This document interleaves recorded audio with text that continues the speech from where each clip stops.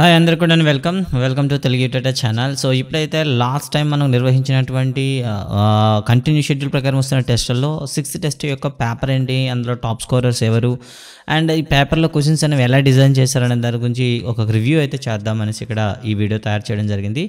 So first of all అయితే ఈ paper రాసినటువంటి టాప్ 58 మెంబర్స్ని మీకు ఇప్పుడు లిస్ట్ అయితే ఇస్తున్నాం. సో ఇక్కడైతే మొత్తం 58 మంది ఇప్పటి వరకు అటెంప్ట్ చేశారు. సో ఇందులో టాప్ పొజిషన్లో నించుంది అయితే సో మిస్టర్ పఠాన్ సల్మాన్ ఖాన్ గారు from Nellore. So out of 35 he got 32. So 35 ప్రశ్నలు కానీ 32 మార్కులు తీసుకొచ్చారు. కంగ్రాచులేషన్స్ సల్మాన్ ఖాన్ గారు.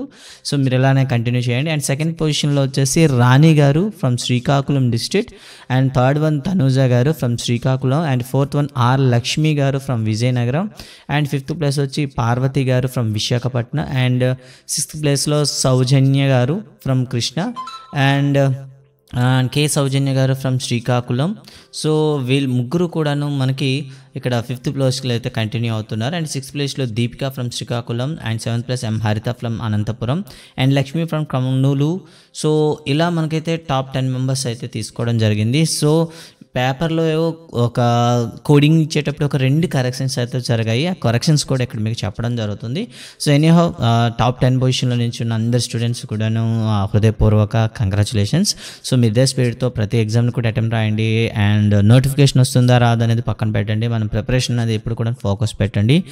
అండ్ ఎవరైనా సరే ఈ వీడియో కానీ బీఎడ్ చేసిన వాళ్ళు కానీ లేదా ఫస్ట్ టైం టెట్ కోసం ప్రిపేర్ అవుతున్న వాళ్ళు ఎవరైనా ఉన్నట్లయితే వాళ్ళ కోసం ప్రత్యేకంగా అయితే ఒక 75 రోజులు ఆన్లైన్ కోచింగ్ అనేది స్టార్ట్ చేశారు.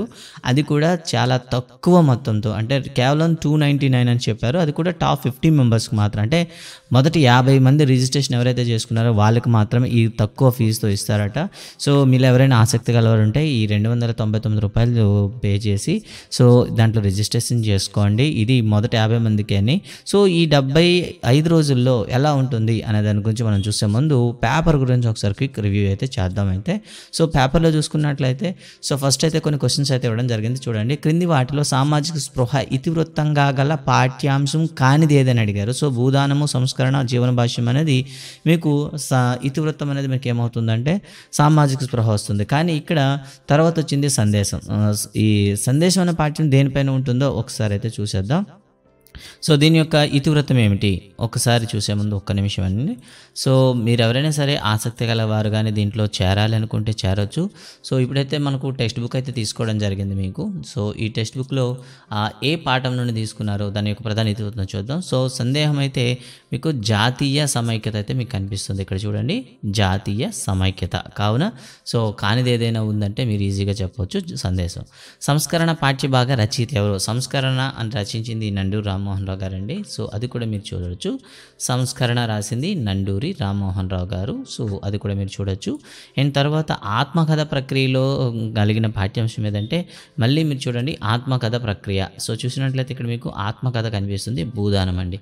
సో ఇలా మీరు భూదానాన్ని మీరు ఎంచుకోవచ్చు. తర్వాత చూసుకున్నట్లయితే ఇక్కడ మస్తాన్ బాబు విషయంలో సరికానిది ఏదండి. సో ఈయన ఖరగ్పూర్లో మద్రాసులో ఈయన ఐఐటి చేయలేదు. సో అది మారుస్తుంది అనమాట, అది వేరే దగ్గర ఉంటుంది. సో మస్తాన్ బాబులో మనం చూసినట్లయితే సో ఒకేసారి చూద్దాం. స్మృతిదాతల్లో మస్తాన్ బాబు మనం చూసుకున్నట్లయితే ఆయన ఎక్కడ ఐఐటి చేశారు అనే దాని గురించి ఇక్కడ మనం చూడొచ్చు. ఆయన మద్రాసులో అయితే చేయలేదండి, ఒకసారి చూడొచ్చు. సో ఈ విధంగా మనకి ప్రతి కంటెంట్లో ఉన్న ప్రతిదీ కూడా మనకు అవసరమే ఉంటుంది. ప్రతి దాన్ని కూడా మనం ప్రయారిటీ ఇచ్చి చదవాలి. సో ఇక్కడ చూడొచ్చు, మస్తాన్ బాబు ఖరగ్పూర్ ఐఐటిలో చేరాడు, అక్కడే ఎంటెక్ చేశాడనమాట. సో కరెక్ట్ ఆన్సర్ అయితే ఖరగ్పూర్. మన టెస్ట్లో మీకు మద్రాస్ అని ఇచ్చారు కాబట్టి ఇది సరైనది కాదు. మైక్రోసాఫ్ట్ సంస్థ ఎప్పుడు నెలకొల్పబడింది? సో మైక్రోసాఫ్ట్ అయితే మనకు ఎప్పుడు ఏర్పడిందో సత్యనాదెల్ల గురించి మీరు చూసేటప్పుడు అయితే కనిపిస్తుంది. సో 1976లో బిల్ గేట్స్ ఈ సంస్థను స్థాపించాడు. సో అలాగుంటే 1976 రైట్ ఆన్సర్ అవుతుంది. మానస్ ముకుర్ అనే కావ్యాన్ని బెంగాల్లో రచించింది ఎవరని ఇచ్చారు. సో ఇక్కడ మనకి తర్వాత మనం చూసినట్లయితే రవీంద్రుని మేనకోడలి కుమారుడైనటువంటి అసిల్ కుమార్ హల్దార్ లక్నో ఆర్ట్స్ కాలేజ్ ప్రిన్సిపల్గా పనిచేశాడు. అతడు బెంగాలీ భాషలో మానస్ ముక్కుర్ అనే గ్రంథాన్ని రచించారు. కాబట్టి రైట్ ఆన్సర్ అయితే అసిల్ కుమార్ అండి. క్రింది వాక్యాల్లో సరైన వాక్యాలు గమనించండి. ఇవన్నీ కూడా మనకు సరైనవేనండి. సో పోచంపల్లిలో ప్రారంభమైంది. మొదటిసారిగా రామచంద్ర రెడ్డి భూదానం చేయడం జరిగింది. భూదాన ఉద్యమానికి మూలం గాంధీజీ యొక్క ఆలోచనలు. సరిపోయిందండి. ప్రతి మనిషి 24 గంటలు చేసే దైనందిన కార్యకలాపాలను ఏమని పిలుస్తారు? సో ఈ క్వశ్చన్ అయితే చూద్దాం. ఇది వచ్చేసి మనకు జీవన గడియారాల్లో ఉంటుందండి. సో జీవన గడియారాల్లో మనిషి 24 గంటలు చేసే కార్యకలాపాలని సర్కేడియన్ రిథమ్స్ అని పిలుస్తారు. ఇక్కడ చూసారు కదా, సర్కేడియన్ రిథమ్స్ అని పిలుస్తారు. సో రైట్ ఆన్సర్ అయితే సర్కేడియన్ రిథమ్స్ అండి. సో ఇలా చూడొచ్చు. మీలో ఎవరు కోటీశ్వరుడు? ఇక్కడ సైకాలజీకి వద్దాం. సో మనం అడిగిన వెంటనే చెప్తే ఆ చేతనం అంటాం, అడిగిన వెంటనే ఆలోచింప చెప్తే దాన్ని ఉపచేతనం అని పిలుస్తాం. కొన్ని అనుకోకుండా ఎప్పుడో పూర్తిగా ఉండిపోయి హఠాత్తుగా గుర్తొస్తే దాన్ని ఏమంటాం? అచేతనం అని పిలుస్తాం. సాఫ్ట్వేర్ ఉద్యోగి చూడడానికి లావుగా ఉన్నాడు అని అనుకోండి, లావుగా ఉంటే వాడిని ఏమని పిలుస్తాము? స్థూలకాయలు అని పిలుస్తాము. ఇక తర్వాత చూసుకుంటే సరికాని జత ఏదని అడిగారు. ఇక్కడైతే మీకు సాంఘిక మితి పరీక్ష అనేది ఫిలిప్ జాక్సన్ అనేది సరికాదని పేరు తప్పుగా ఉంది. శరీరంలో గల అంతఃస్రావి గ్రంథులకు సంబంధించి సరైనది ఏంటి? సో పీయూష్ గ్రంథి పారాథోర్మోన్ హార్మోన్ ఇస్తుంది, కాదండి. సో తర్వాత అతి దీర్ఘాయుతం అనగా శిశువు పొడవుగా పెరగడం, పొడవుగా పెరిగితే అది దీర్ఘాయుతం అంటాం, పొడవు పెరగకపోతే దాన్ని ఏమంటాం? మరుగుజ్జు అని పిలుస్తాం. కాబట్టి ఇది కూడా కాదు. అధిక గ్రంథి మెదడులో మధ్య భాగంలో ఉంటుంది, అది కూడా కాదు.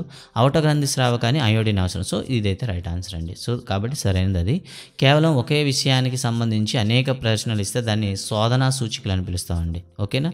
ఇన్వెంటరీస్ అని పిలుస్తాం.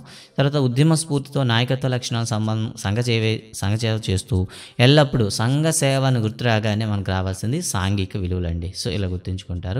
రమేష్కు డిఎస్సి పరీక్ష రాస్తున్నప్పుడు పేపర్ చూడగానే భయోందనలు. సో ఇలా భయోందనలు వచ్చాయనుకుంటే అది ఖచ్చితంగా ఏమైంటుంది? అది ఒక గ్రంథి అయింటుందండి. సో అదైతే గుర్తుంచుకుంటారు. సో మనకి ఎటువంటి అయినా అంటే మానసిక ఉద్వేగాలు వచ్చాయంటే అది ఒక గ్రంథి డైరెక్ట్ పెడతారు. గ్రంథి చూడడానికి చిన్నదిగా ఉంటుంది. వ్యక్తి పొడవును అంటే పొడవు పెరగడానికి ఉపయోగపడేది పీయూష గ్రంథి. కాబట్టి డైరెక్ట్గా మీరు చెప్పవచ్చు పెరుగుదల అనేది పీయూష గ్రంథి ఆధీనంలో ఉంటుంది. శిశువు ఇంట్లో కనిపించిన వస్తువులపైన, పెన్నులపైన, టీవీ రిమోట్లు వంటి వస్తువులు దగ్గరకు చేసుకుని వాటిని పట్టుకుని వెంటనే వాటిని నోట్లో పెట్టుకోవడం ప్రయత్నిస్తున్నాడు. నోట్లో పెట్టుకుంటే ఖచ్చితంగా అది మీకు మౌఖిక దశ అని చెప్తారు. ఉపాధ్యాయుడు పాఠం చెప్తున్నప్పుడు కొంతమంది విద్యార్థులు పాఠం వినకుండా మాట్లాడుట, పరీక్ష రాసేటప్పుడు కాపీ కొట్టుట. సో ఇదన్నీ కూడా ఏమంటాయంటే వ్యక్తిగత ఆనందాలు. వ్యక్తిగత ఆనందాలన్నీ కూడా ఎవరి ఆధీనంలో ఉంటాయి? అచిత్తు, ఇడ్ అనే కంట్రోల్లో ఉంటాయి. సో మీరు అచిత్తు అయితే తీసుకుంటారు. కింద వల్ల సరికాని మూర్తత్వ అంచనాలు ఏవని అడిగారు. సమయానుకూలంగా ఒకే క్రమం పాటించకుండా ప్రశ్నలు తయారు చేసుకోవడానికి సంరచిత అంటారు. ఇది తప్పండి. ఓకేనా? ఒకే క్రమంలో ఉంటే దాన్ని సంరచిత ప్రశ్నావళి అంటారు. ఒకే క్రమంలో లేకపోతే వాటిని అలా అన్నారు. తర్వాత కోహిలర్ చింపాంజీ పరిశోధన చేయడం వల్ల ఇక్కడ మీరైతే చూడవచ్చు. ఇక్కడ చిన్న కరెక్షన్ పడింది ఇది. సో డేటా ఎంటర్ చేసేటప్పుడు అండ్ క్వశ్చన్ ప్రిపేర్ చేసేటప్పుడు చిన్న డ్రాయింగ్ వచ్చింది. సో దీని రైట్ ఆన్సర్ అయితే మీకు ప్రయోజ్యులు అండ్ ప్రయోక్తులు అండి. So option 2 is right answer. And ఇక్కడ పేపర్లో మనం తప్పు అంటే టైప్ చేసేటప్పుడు కాస్త మిస్టేక్ జరగడం వల్ల అండ్ డేటా ఎంటర్లో కూడా తప్పు జరిగింది. సో ఎవరైతే మనం ఎక్స్పెరిమెంట్ చేయదలుచుకుంటామో అతన్ని మనం ప్రయోజ్యులు అంటాము. ఎవరైనా ఎక్స్పెరిమెంట్ చేస్తున్నారో, సో ఎవరైతే దాన్ని అప్లై చేస్తున్నారో అతన్ని ప్రయోక్త అని పిలుస్తాం. ఇది ఒక చిన్న కరెక్షన్ వచ్చింది. తర్వాత ప్రేరణ వలయంలో ఒక క్రమం అంటే ఖచ్చితంగా మీరు చెప్పొచ్చు అవసరం, ఉత్సుకత, కదలిక, ఆటంకం, గమ్యం. శారదా చట్టం ప్రకారం అమ్మాయిల వయసు అంటే 14 ప్లస్ మనం ఈజీగా చెప్పొచ్చు. అమ్మాయికి కనీసం 14 సంవత్సరాలు ఉండాలి. సో నండూరి రామ్మోహన్ రావు గారు రాసినటువంటి పిల్లల గేయాలు ఏవని అడిగారు. ఇక్కడైతే చిలక చెప్పిన రహస్యం అండి. నిజానికి ఇక్కడ మయూర కన్య ఉండాలి, ఇక్కడ సాగర్ కన్యని ఇచ్చారు. సో రైట్ ఆన్సర్ అయితే మనకి చిలక చెప్పిన రహస్యం అనేది రైట్ ఆన్సర్ అవుతుంది. ఇక తర్వాత చూసుకుంటే బోధన పద్ధతిలో సూచన పత్రాల్లో మనకి ఎప్పుడు కూడాను హ్యూరిస్టిక్ మెథడ్ అంటే అన్వేషణ పద్ధతిలో ఇస్తారు. చేపల గురించి చెప్పేటప్పుడు ఖచ్చితంగా అయితే మనం అక్వేరియం దగ్గరికి వెళ్ళినట్లయితే ఈజీగా అవుతుంది. నియోజన పద్ధతిలో ప్రతి నియోజనంలో ఎన్ని భాగాలు ఉంటాయని మనకి 2 భాగాలు అయితే ఉంటాయి. తర్వాత ప్రాజెక్ట్ పద్ధతికి సరిపోని అంశం ఏదంటే పక్షుల అధ్యయనం అనేది మన ప్రాజెక్ట్ పద్ధతిలో మనం చేయలేము. సో కాబట్టి అది సరికాదు. మంచి ప్రాజెక్టు లక్షణం కాదు. మంచి ప్రాజెక్ట్ అనేది పాఠ్యాంశంతో సంబంధం ఉండాలి, కానీ మంచి లక్షణం కానిది ఏదన్నాడు. సో పాఠ్యాంశంతో ఉండవలసిన అవసరం అయితే లేదు. హ్యూరిస్టిక్ అనేది ఏ భాష నుండి పుట్టిందంటే గ్రీకు. నిజ జీవితం సంఘటనలకు అధిక ప్రాధాన్యత ఇచ్చే పద్ధతి ఏది అంటే ప్రకల్పన పద్ధతి అండి. సమస్య పరిష్కార పద్ధతులు లాభం ఏమిటి అంటే చూడండి, లాభం ఏమిటి కాదు, లాభం కానిది. సో, ఇక్కడ చిన్న ఎర్రర్ వచ్చింది.